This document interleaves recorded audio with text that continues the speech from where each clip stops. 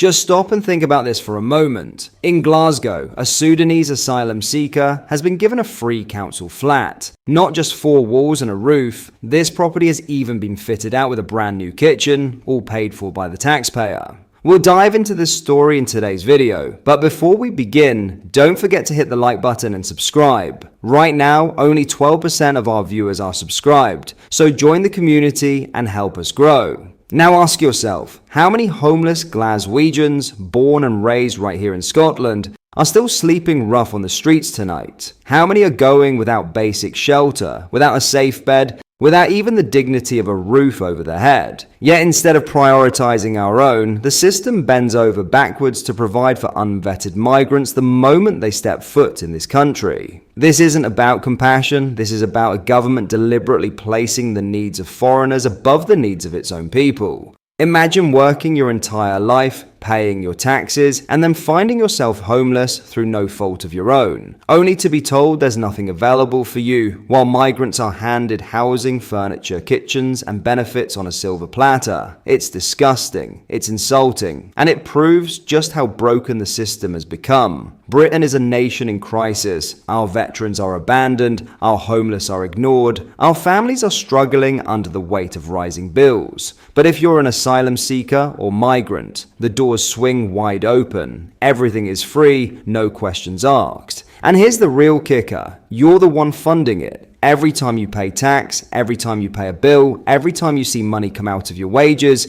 you're footing the bill for this madness. Have a watch of this.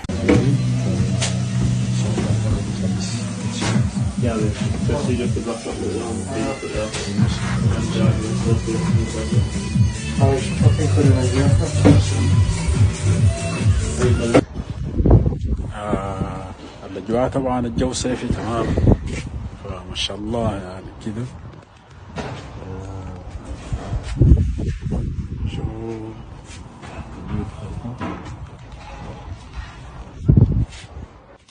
طبعا أخيرا الناس الكيتشين خلص طبعا التشطيب قبل النهاية كده كل شيء بخير فبس بكرة طبعا هاجوا ويكمل باقي.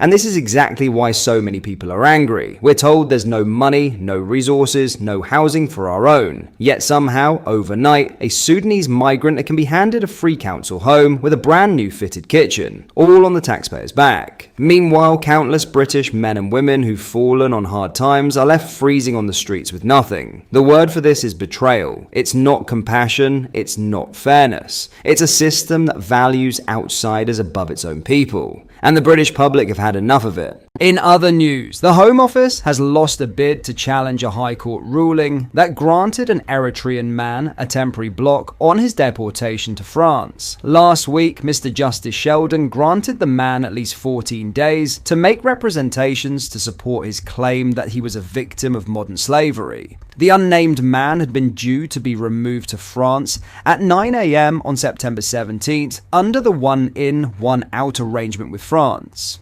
Meanwhile, the Home Office has confirmed that one Afghan individual was returned to France this afternoon as part of the returns deal.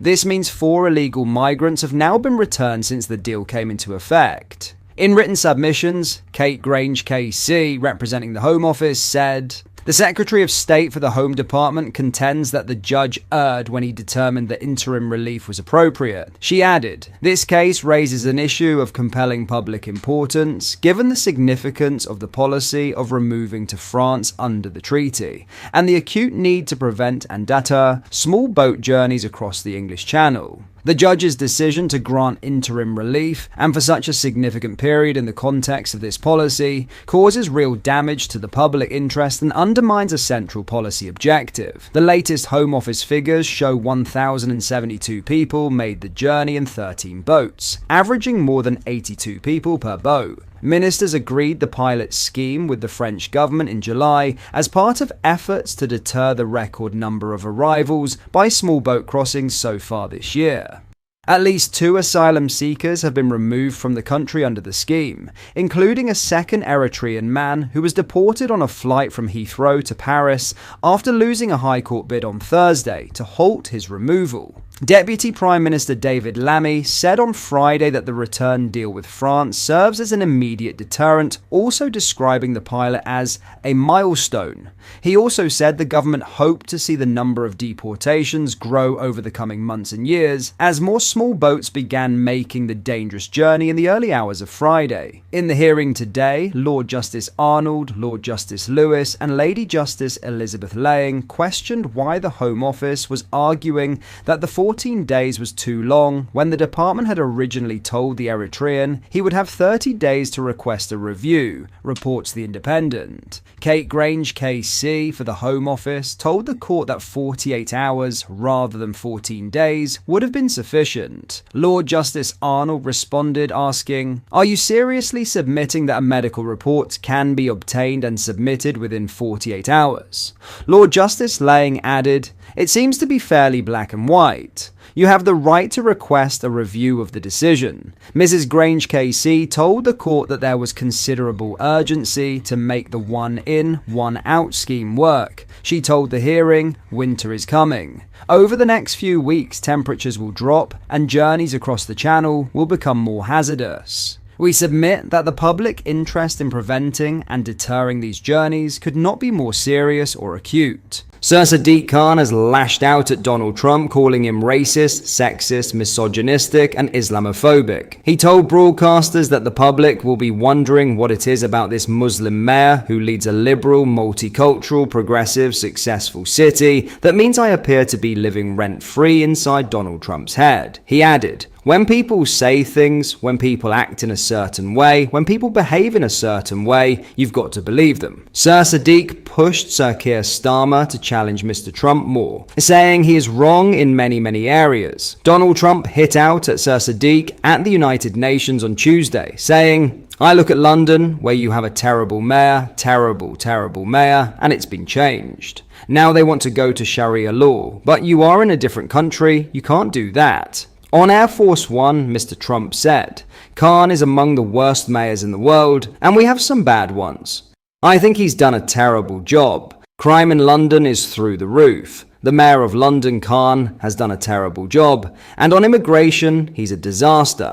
The US president told GB News' Bev Turner aboard Air Force One that he did not want Sir Sadiq at the state banquet. The timeline of Sir Sadiq and Mr. Trump's long feud dates back a decade. Mr. Khan, when he was running to be London mayor, described the US president's campaign pledge to ban Muslims from the US as an outrageous policy. When Sir Sadiq was elected as mayor, Mr. Trump said he would make an exception for Mr. Khan, believing his appointment was a good thing. The London mayor labelled Mr. Trump's proposal as ignorant, telling the BBC, "I think Donald Trump has ignorant views about Islam. It is not just about me. I don't want to be the exception to be allowed to go into America."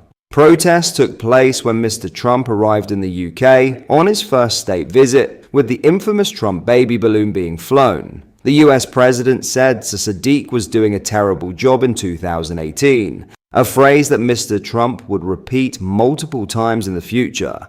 In 2019, the London mayor called Mr. Trump a racist and a growing global threat, to which the US president responded, labeling Sir Sadiq as a stone-cold loser and very dumb. When Mr. Trump became the president for the second time, Sir Sadiq claimed that Londoners would be fearful about what it would mean for democracy. In 2025, Mr. Trump labeled Sir Sadiq as a nasty person who has done a terrible job, but noted he would still visit London. Sir Sadiq's office responded, "Sadiq is delighted that President Trump wants to come to the greatest city in the world. He'd see how our diversity makes us stronger, not weaker, richer, not poorer." Perhaps these are the reasons why a record number of Americans have applied for British citizenship under his presidency. What are your thoughts on what we discussed in today's video? Let me know down in the comment section below. If you have not yet already, make sure you do drop a like on this video and subscribe to the channel for more British content. Thank you, take care, goodbye.